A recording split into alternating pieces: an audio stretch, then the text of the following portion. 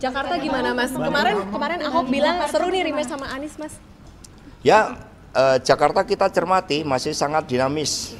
Justru berbagai wacana yang muncul saat ini, baik itu terkait dengan Pak Ahok, terkait dengan Pak Anies, termasuk kombinasi keduanya atau kemungkinan rivalitas di antara keduanya, atau munculnya figur baru seperti Pak Pramono Anung. Bahkan kami juga mendapat informasi dari teman-teman civil society, Mbak Bivitri misalnya, ada juga yang mengusungnya karena Mbak Bivitri ini ketika menyampaikan film Dirty Vote itu di Jakarta itu yang nonton hampir 8 juta orang. Itu bagian dari dinamika yang menyehatkan demokrasi.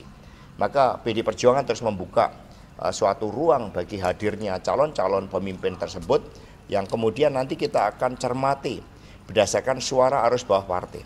Muncul juga nama Mas Pramono Anung, di Jawa Timur muncul nama Ibu Tri Risma hari ini, di Jawa Tengah muncul nama Pak Andika, ada Pak Hendi, ada yang mengatakan Pak Andika juga cocok di Jakarta. Ini semua masih dicermati oleh PDI Perjuangan.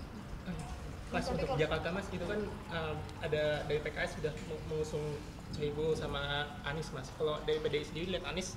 Ya tidak ada masalah partai lain untuk bergerak, kami juga bergerak, hanya beda strateginya.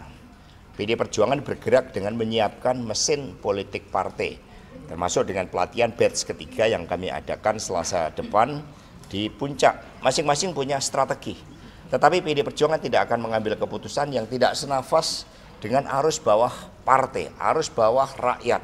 Itu yang diperhatikan oleh PDI Perjuangan. Jawa Barat Mas?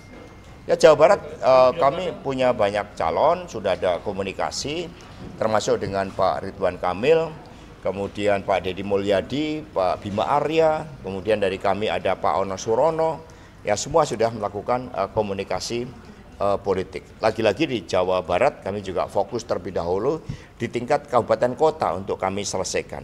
Praktis di sana yang belum kami putuskan tinggal di sekitar 5 kabupaten kota. Mas, untuk pilkada Banten gimana Mas? Sejauh ini katanya ada skenario Airin Rano Karno, begitu respon PDIP gimana? Ya, Banten muncul nama dari internal PDI, ada Pak Rano Karno, ada Pak Ade Sumardi. Komunikasi dengan Partai Golkar termasuk dengan Ibu Airin telah dilakukan, bahkan dipimpin oleh Bapak Ahmad Basarah. Jadi kami membagi tugas di antara personel DPP. Dengan penambahan personel DPP oleh Ibu Megawati Soekarno Putri, maka jajaran DPP PDI Perjuangan sekarang terus bergerak karena adanya energi-energi baru seperti Pak Ganjar, Pak Ahok, ada Pak Deddy Sitorus, Bu Bintang, Pak Adian, Bung Roni, semuanya yang masuk ke DPP partai sekarang menjadi bagian dari tenaga pergerakan untuk memenangkan pilkada itu. Mas, kalau di Jawa Timur kan Bu Risma ini nomor 2 ya menurut survei dari Kofifa, ini apakah ada potensi maju? Ya, Bu Risma nomor 2 itu belum bergerak. Ya sama dengan survei Pak Andika di Jawa Tengah belum bergerak. Artinya mereka itu mengandung harapan dari rakyat. Nah sehingga Ibu Risma juga terus kami cermati di Jawa Timur. Ibu Mega sudah menugaskan salah satu fungsionaris DPP Pak Said Abdullah, juga Pak Pramono Anung untuk membantu proses konsolidasi di Jawa Timur. Untuk Bali bagaimana Bang Hasto? KPK Mas yang kemarin Mas Hasto. Dari Bali sudah kami siapkan dengan baik satu kesatuan, bahkan kami meyakini dengan melihat perkembangan di Jemberana, Kelungkung, kami nanti memiliki tingkat kepercayaan dari rakyat yang semakin besar.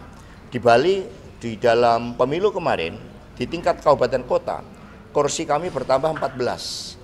Sehingga ini menunjukkan kepercayaan rakyat. Nah, terhadap siapa yang dicalonkan, kan muncul ada nama Pak Koster, ada nama Pak Giri, dan juga beberapa kepala daerah dari PDI.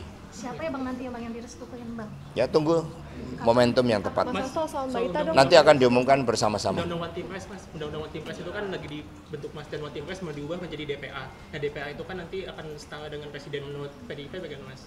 Ya kami sependapat dengan pendapat para pakar, termasuk juga Pak Yusuf Kalla, bahwa ini bukan sekedar nama.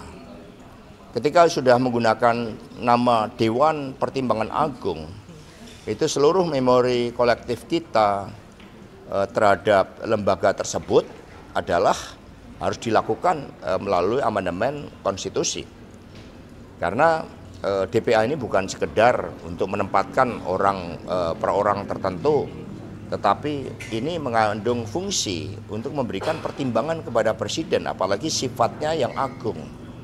Sehingga ada implikasi di dalam tata pemerintahan negara ketika hal tersebut juga harus menggunakan nama seperti itu. Maka suara-suara kritis tersebut seharusnya didengarkan oleh penyusun undang-undang. Jangan sampai fenomena autocratic legalism itu dibiarkan terjadi. Mas soal KPK Mas kemarin Mas dipanggil KPK, tapi ditunda kenapa Mas? Saya sendiri baru tahu pagi hari, suratnya sudah seminggu katanya, tapi saat itu saya sedang tugas di Jogja, diterima oleh driver kami, dan kemudian tidak ada laporan sehingga saya tidak tahu. Maka kemarin kami mohon maaf betul bahwa kami tidak bisa menghadiri karena kemarin saya memimpin rapat pilkada. Tapi dari keterangan yang disampaikan oleh Wasekjen Bapak Adi Darmo, ada kemungkinan hal tersebut terkait dengan dugaan untuk dimintai keterangan terkait dengan korupsi yang terjadi di kereta api. Saya pribadi tidak ada sangkut pautnya dengan hal tersebut, tidak ada bisnis.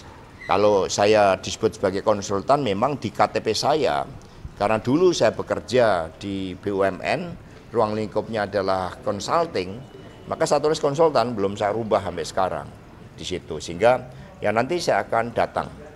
Kalau berdasarkan keterangan dari Wasekjen Adi Darmo, itu dikaitkan dengan Pilpres 2019, di mana posisi saya saat itu sebagai sekretaris tim pemenangan, karena terkait dengan ada yang memberikan bantuan dan kemudian disinyalir bantuan tersebut apakah ini masih didalami oleh KPK, ada kaitannya dengan persoalan korupsi tersebut. Ya kami akan hadir, karena kami sejak awal memang punya komitmen yang sangat besar terhadap penegakan hukum dan pemberantasan korupsi. Jadi kita tunggu saja hasilnya, karena saya juga belum tahu, diminta sebagai saksi, tapi saya pastikan saya nggak ada kaitannya dengan persoalan tersebut karena memang saya ini nggak ada bisnis.